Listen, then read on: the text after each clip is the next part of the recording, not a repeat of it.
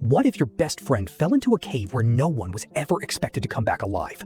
A place so deep and terrifying that anyone who disappeared into it was believed to be lost forever. Now the question isn't just whether he can survive, it's whether true friendship is strong enough to defeat death itself. Based on an extraordinary true incident, this is the incredible story of Manjummel Boys.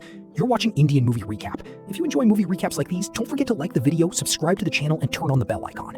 Now, without wasting any more time, let's dive into the unbelievable true story of Manjummel Boys. The movie opens with a driver enjoying a meal at a small roadside hotel. As he eats, a song from Guna is playing on the television. While sitting there, he notices something written on a small piece of paper. After reading it, he quietly gathers a few people and returns to his village, before heading straight to the local church. From here, the story shifts into a flashback. We are introduced to a close-knit group of friends from the Manjummel Club.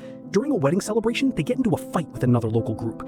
The following day, they decide to plan a trip because the rival group goes on a vacation every year and they don't want to be left behind. Their first choice is Goa, but after calculating the distance and expenses, they realize the trip is too costly and cancel the plan. That's when Sudi suggests visiting Kodaikanal instead, explaining that it's a beautiful tourist destination and much more affordable. After thinking it over, everyone agrees. Sudi immediately calls his friend Prasad, who works as a travel agent, and books a vehicle for the journey. Excited about the trip, everyone finishes their work as quickly as possible and gathers at the club the very next day, ready to begin an unforgettable adventure that none of them could have imagined. Because of an important commitment, one of their friends is unable to join the trip, so the group decides to take Subhash instead. Seiju goes to Subhash's house to convince him, but Subhash refuses because he can't afford the expenses. Seiju speaks to his mother, reassures her that everything will be taken care of, and finally convinces Subhash to come along. With all 11 friends together, they begin their journey to Kodaikanal. Once they arrive, they have an amazing time exploring the beautiful hills, clicking pictures, and enjoying every moment of the trip. But with every passing hour, they are unknowingly moving closer to the nightmare that is about to change their lives forever. After spending the night at a hotel, they get ready to head back home the next morning. Just then, Sudeep suddenly remembers something. He tells everyone that they forgot to visit the famous Guna Caves, the location where Kamal Hassan's iconic film Guna was shot. The moment they hear about the shooting location, everyone gets excited and agrees to make one last stop before returning. Laughing, joking, and enjoying the drive, they head toward the Guna Caves, completely unaware that this decision is about to become the most unforgettable moment of their lives. When they finally reach the caves, Prasad decides to stay behind because he has to look after the vehicle. The remaining friends walk inside the tourist area, where deep pits have been covered with heavy iron grills for safety. Excited by the surroundings, they begin jumping across the grills and exploring the place. Eventually, they arrive near a barricade. Sudi points toward the restricted area and explains that the real Guna Cave lies further below, but the government has sealed off the entrance because it's considered far too dangerous for visitors. Even though warning signs and barricades clearly mark the area as restricted, the group notices that a few other people have already crossed the barrier. Since they have never been the type to follow rules, they decide to do the same. One by one, they climb over the barricade and make their way toward a cave. Once they arrive, Sudi tells everyone that the actual Guna Cave lies even deeper inside. Excited by the adventure, the entire group continues moving forward. Soon, they come across another barricade, an even stronger warning that the area beyond is extremely dangerous. But instead of turning back, they ignore it and keep going. Deep inside the cave, they discover a huge rock. A few of the friends decide to stay there while the others continue exploring the narrow passage. The deeper they go, the stronger the foul smell becomes. Looking around, they are shocked to find the skull of a monkey lying on the ground, making the place feel even more eerie and unsettling. Meanwhile, Seiju and the rest of the group carve the words Manjummel Boys onto the large rock as a memory of their trip. Everyone feels proud and excited after seeing their group's name written there. Just then, Subhash notices that they forgot to write the date and the year. Smiling, he says he'll quickly add it himself. Holding the stone, he walks back toward the rock. But in the very next moment, tragedy strikes. Without warning, the ground beneath him gives way and Subhash suddenly slips into a deep, hidden pit. As he disappears into the darkness, the laughter instantly turns into silence. The entire group freezes in shock. For a few terrifying seconds, no one can even understand what has just happened. The moment the group realizes that Subhash has actually fallen into the pit, panic takes over. Everyone rushes to the edge and starts shouting his name, hoping to hear a response.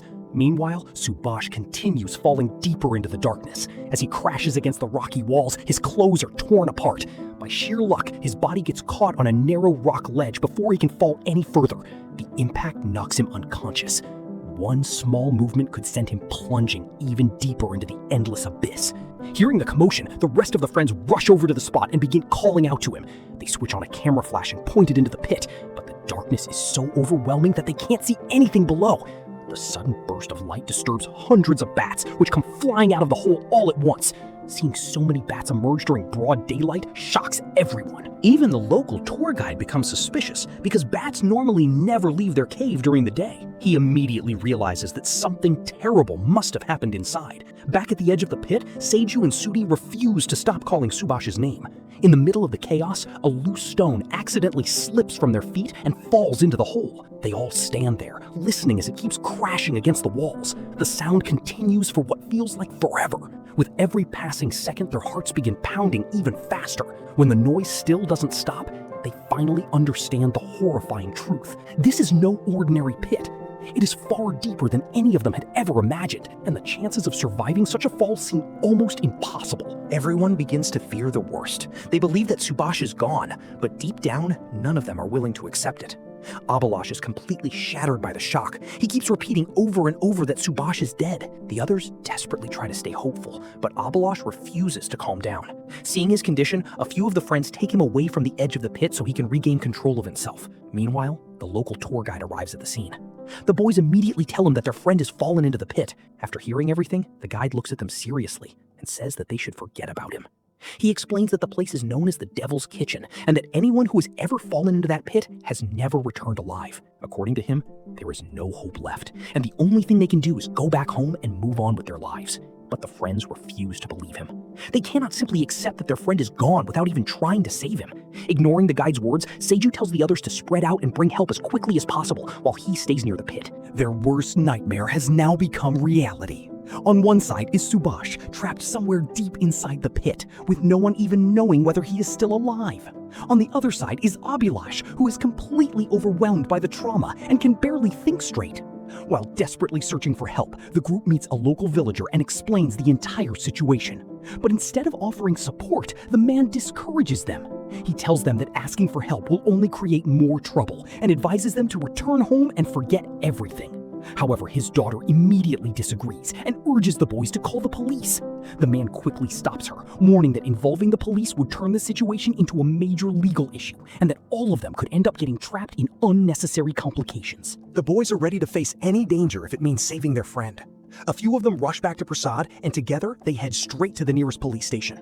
Desperately, they explain that one of their friends has fallen inside the Guna caves and needs immediate help.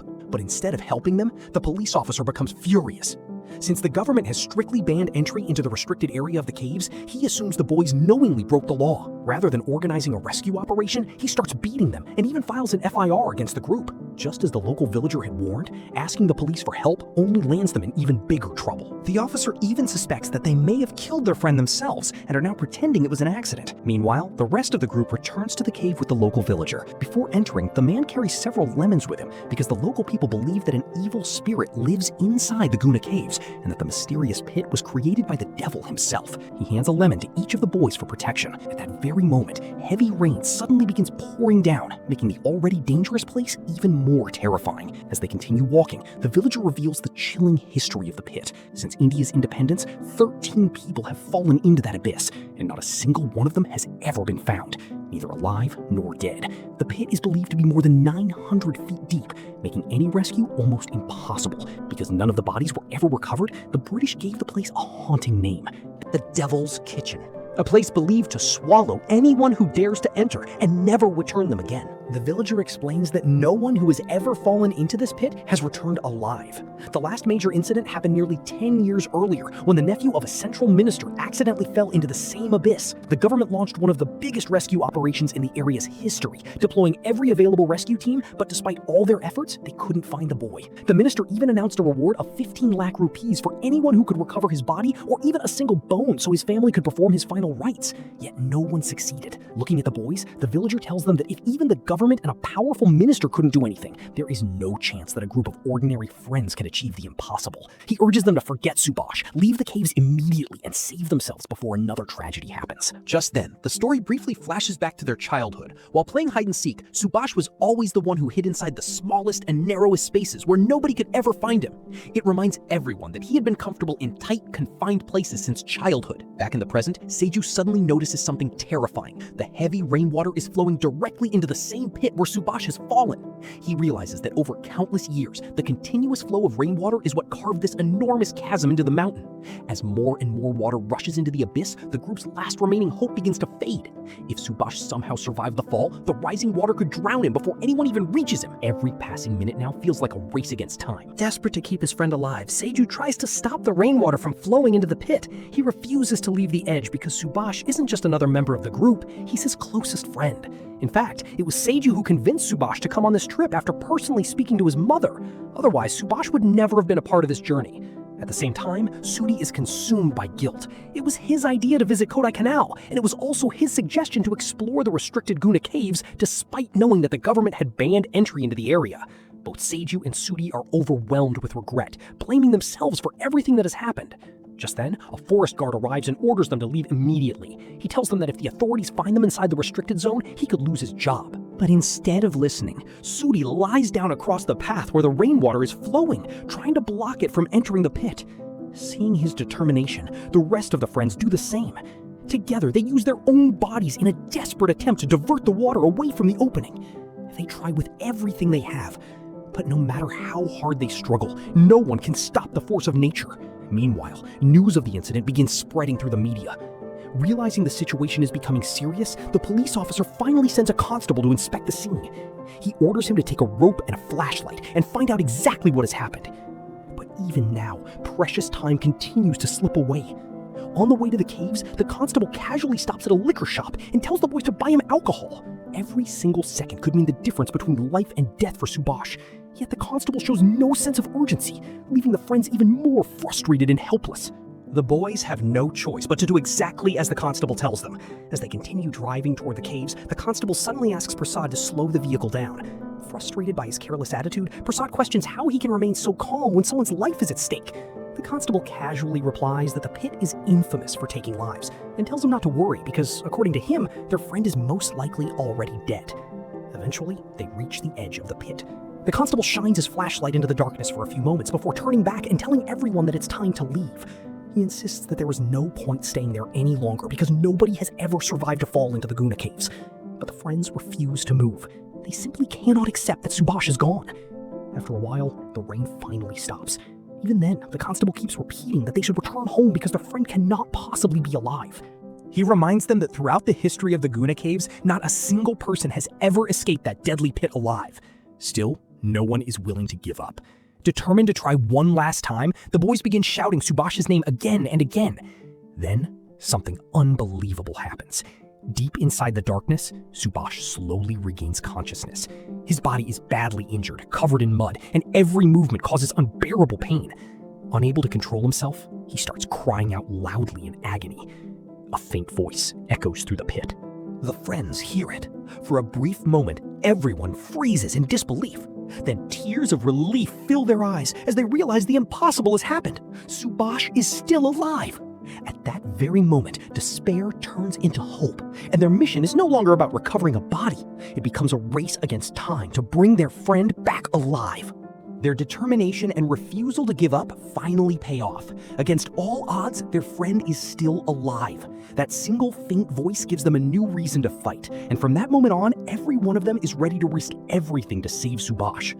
Even the constable is left speechless. He can't believe that someone has survived a fall into the infamous Devil's Kitchen. To him, it feels nothing short of a miracle. As soon as the news spreads that Subhash is alive, a rescue team and the area police inspector rush to the scene. After arriving, the inspector confidently tells everyone to complete the necessary formalities while he takes charge of the rescue operation. The team immediately lowers a rope into the pit. But one of Subhash's friends quickly points out a major problem. He explains that after such a horrific fall, Subhash won't be in any condition to grab the rope or climb out on his own. Sending down only a rope is a complete waste of precious time. He also reminds the officers that the pit isn't a straight vertical drop. It twists and narrows at several points. The only way to save Subhash is for someone to climb down and bring him back. Since the victim is confirmed to be alive, the inspector orders the constable to descend into the pit. But the moment the constable looks into the terrifying darkness below, a place responsible for so many deaths, he refuses outright. Fear completely overcomes him. With no one else willing to go, Seiju steps forward without hesitation and volunteers to descend himself. But the police inspector immediately refuses. If trained rescue personnel are too frightened to enter the pit, how could he possibly allow an ordinary civilian to risk his life in a place where even professionals are afraid to go? But Seiju refuses to back down. No matter how dangerous the situation is, he is determined to save his best friend. With no other option left, the police finally agree. They carefully secure him with a safety rope before lowering him into the pit. Several officers hold the rope from above, while Sudi lies flat at the edge of the abyss so he can keep talking to Seiju throughout the descent. As Seiju goes deeper, darkness completely surrounds him. The further he descends, the more terrifying the cave becomes. Fear begins to creep into his mind, but he pushes it aside because saving Subash matters more than his own life. Sudi keeps speaking to him the entire time, encouraging him to stay calm and guiding him from above. Deep inside the pit, Seiju finds himself surrounded by swarms of bats, while sharp rocks jut out from every direction, making every movement extremely dangerous. Just then, the rescue team realizes that the rope has reached its limit. The rescue officer warns everyone that if Seiju goes any deeper, the lack of oxygen could make it impossible for him to breathe safely. Fearing for his life, they begin pulling him back up, but Seiju refuses to return. He shouts that after coming this far, he cannot abandon his friend. He even warns them that if they forcefully pull him up, he will untie the safety rope himself. Hearing his determination, everyone freezes. Realizing there is no other choice, the team quickly brings another rope and ties it securely to the first one, allowing Seiju to continue descending even deeper. After making his way nearly 900 feet below the surface, Seiju finally spots Subash lying motionless among the rocks. Overcome with emotion, he immediately shouts toward the people above, "I found him! Subash is here!" The moment those words echo out of the darkness, hope returns to everyone waiting at the top. The moment everyone hears Seiju's voice, a wave of relief spreads across the entire rescue team. For the first time since the accident, hope finally replaces fear. Deep inside the pit, Seiju reaches Subash and is horrified by what he sees. Subash is barely alive. His entire body is covered in mud and injuries, and only his faint breathing proves that he is still fighting for his life. Knowing that every second matters, Seiju carefully secures the rescue rope around him. But as they begin moving, the unstable rock beneath them suddenly gives way. Both of them lose their footing and end up hanging in midair, suspended only by the rope. The sudden weight creates a powerful jerk, causing the rope to slip through the hands of the police officers above. For a terrifying moment, it looks as though both of them are about to fall back into the abyss. Without thinking twice, every one of Subash's friends rushes forward and grabs hold of the rope with all their strength. Together, they begin pulling with everything they have. Slowly, Seiju guides Subash upward, making sure he doesn't hit the sharp rocks along the way. But just when they think the hardest part is over, the rope becomes tightly stuck between two massive rocks. Everything comes to a standstill. At that critical moment, Abalash steps forward with an idea. He tells everyone to loosen the rope for a second and then give it a sharp tug. The plan works perfectly. The sudden jerk frees the rope from the rocks, and the rescue can continue. Once again, all 11 friends pull together with every ounce of strength left in their bodies. Inch by inch, they lift Seiju and Subash toward the surface. Finally, after an exhausting struggle, both of them emerge safely from the deadly pit. The friends rush forward in tears, overwhelmed with relief as they embrace one another. They cannot believe that the impossible has actually happened. However, the celebration lasts only a moment because Subash is in critical condition. Without wasting another second, they immediately rush him to the nearest hospital, hoping that after surviving the impossible, he can now win his final battle for life. After receiving treatment at the hospital, Subash finally recovers enough to return home with his friends. Surprisingly, none of them tell anyone what really happened inside the Guna Caves. Seeing the terrible condition of her son, Subash's mother becomes furious with Seiju. She blames him for everything and tells him to stay away from her son forever. But even then, Seiju never tries to defend himself. He keeps the truth hidden and never tells her that he had risked his own life by descending nearly 900 feet into the deadly pit to bring Subash back alive. The story then returns to the present day. The driver from the opening scene suddenly runs into the village church and rings the church bell loudly. Hearing the bell, the entire village gathers outside, wondering what has happened. The church priest then holds up a newspaper clipping for everyone to see. The article tells the unbelievable story of how Seiju risked his own life to rescue his best friend from the 900-foot-deep Devil's Kitchen inside the Guna Caves. As the villagers read the news, they finally learn the truth that had been kept secret all these years. Overcome with emotion, Subash's mother walks towards Seiju with tears in her eyes. Realizing the sacrifice he made for her son, she sincerely apologizes for misunderstanding him. At that moment, the entire village comes to know that Seiju placed his own life on the line to save his best friend from certain death. His courage, loyalty, and selfless friendship earn the respect and admiration of everyone around him, proving that true friendship is stronger than fear. stronger than impossible odds, and sometimes even stronger than death itself. And with this heartwarming message, the movie comes to a beautiful and emotional end. If you enjoyed this recap, don't forget to like the video, subscribe to Indian Movie Recap, and press the bell icon so you never miss another amazing story. Thank you for watching.